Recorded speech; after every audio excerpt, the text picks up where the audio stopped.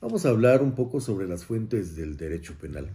Algunos autores, cuando tratan las fuentes, hablan sobre las fuentes directas e indirectas, las fuentes mediatas o inmediatas y las fuentes de producción o de conocimiento.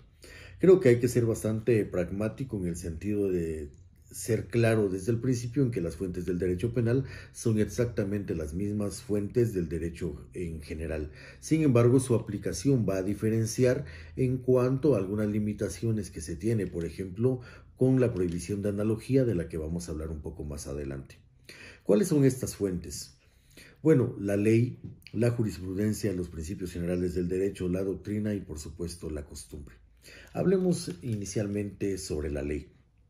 La ley del organismo judicial en su artículo 2 establece que la ley es la fuente del ordenamiento jurídico, es decir, solamente una ley puede crear otra ley. Y en derecho penal es especial el que se tenga en cuenta esto porque solamente la fuente del derecho penal va a ser la ley. ¿Qué ley? La ley que va a crear el organismo legislativo, que puede ser a partir de dos grandes ramas. Primero, la labor legislativa que normalmente hacen los diputados en cuanto a crear tipos penales o derogar algunos que consideren que ya no son necesarios para la sociedad.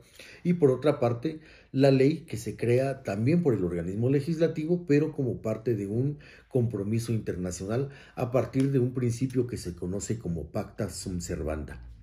El Estado, por lo general, crea o suscribe convenios internacionales por los que se compromete a crear figuras legales o derogar algunas o acoplar incluso su legislación a los parámetros del convenio internacional.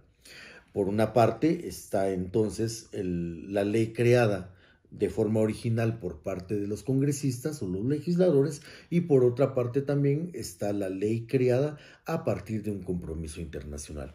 Ejemplo de esto podemos darlo en el sentido de que en algún momento el Congreso de la República con sus legisladores creó el delito de robo, el delito de hurto o incluso el delito de violación, por ejemplo.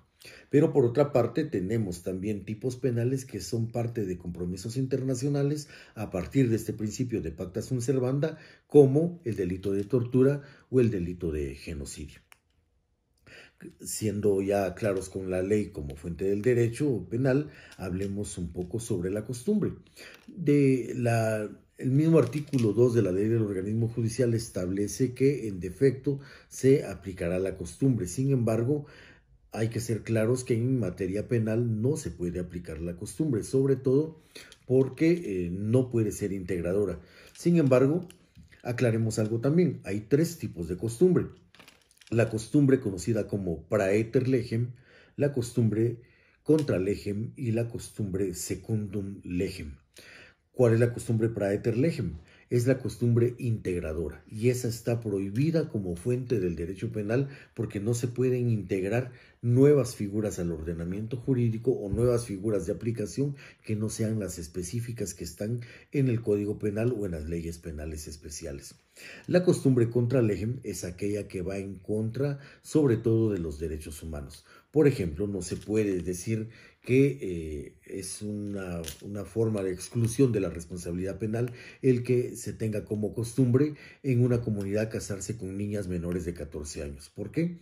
Porque esto va en contra de los derechos humanos de las niñas, en contra de su libertad e indemnidad sexual. Esta es la costumbre contra legem.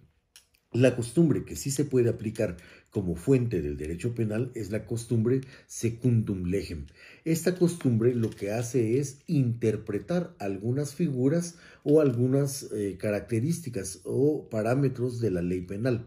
Por ejemplo, cuando se está hablando de faltas, si en una falta se habla sobre el pudor, se tendría que establecer de manera interpretativa a partir de una costumbre secundum legem que se interpreta por pudor, porque el pudor de los años 20 obviamente no es el mismo pudor de los años 90 ni el mismo pudor de estos años.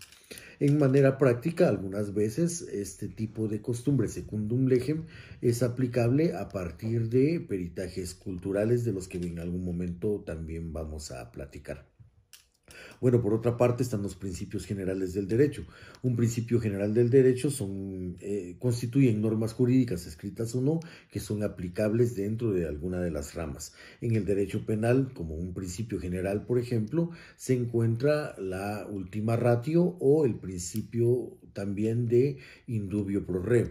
Toda decisión que se tome por parte de un juez tiene que ir tendiente al beneficio mayor para la persona que está siendo procesada. Sin embargo, debemos aclarar, la ley es la única fuente del derecho penal y las otras fuentes son para interpretación práctica en materia procesal. La doctrina es también un parámetro de fuente del derecho, pero de interpretación también. Algunas veces los legisladores no definen los tipos penales, solamente establecen los elementos del tipo penal y la sanción que van a tener. Sin embargo, se hace necesario no solamente para el juzgador, sino para los sujetos procesales, establecer cuáles son los parámetros de interpretación que se le puede dar a partir de ciertas figuras penales, y qué mejor que el estudio creado a partir de reflexiones jurídicas por parte de jurisconsultos. Por dar un ejemplo, el delito de maltrato contra personas menores de edad.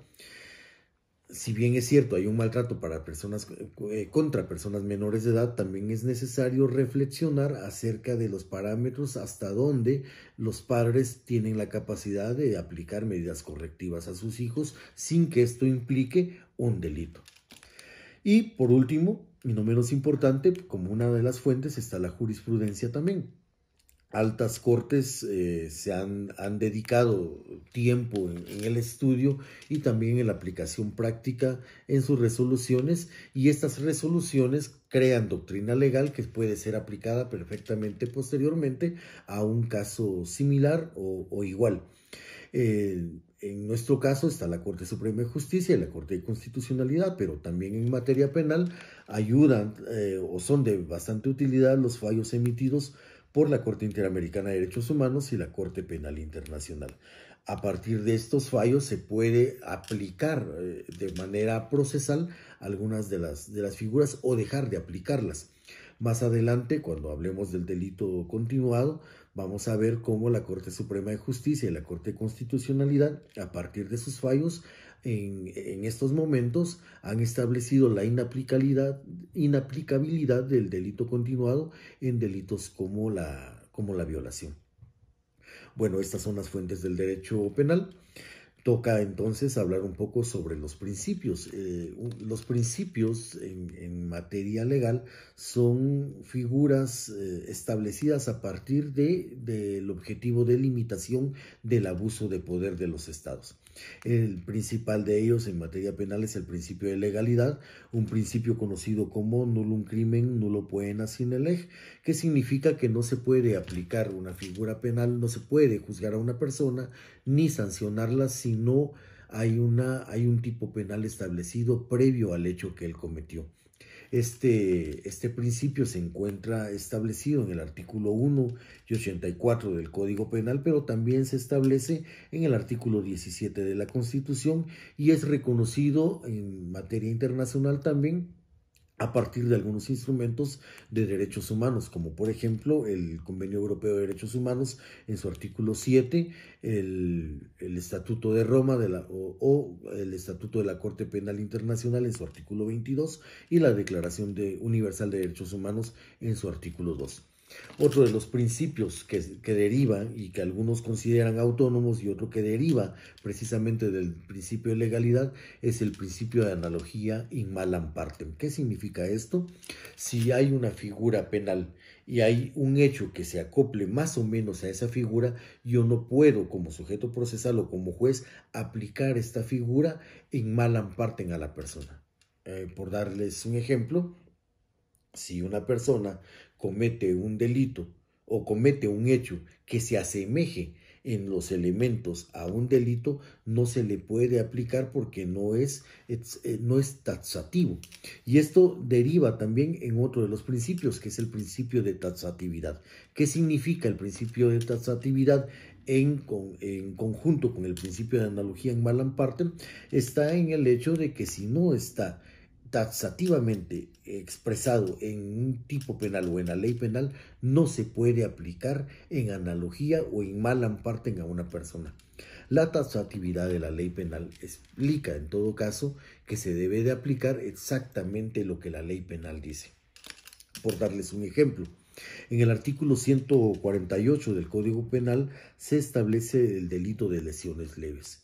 En su numeral 1 se establece que comete el delito de lesiones leves la persona que cause a otra enfermedad o incapacidad de trabajo por más de 10 días.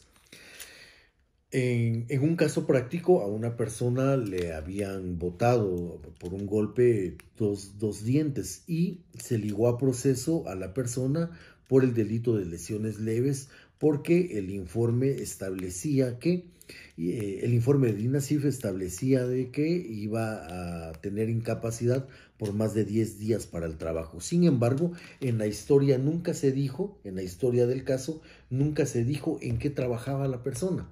Y cuando el juez resolvió, manifestó que esos 10 días se referían a los daños y perjuicios que se hubieran podido causar, algo que estaba totalmente en contra de la ley y en una interpretación antojadiza del juez en ese momento.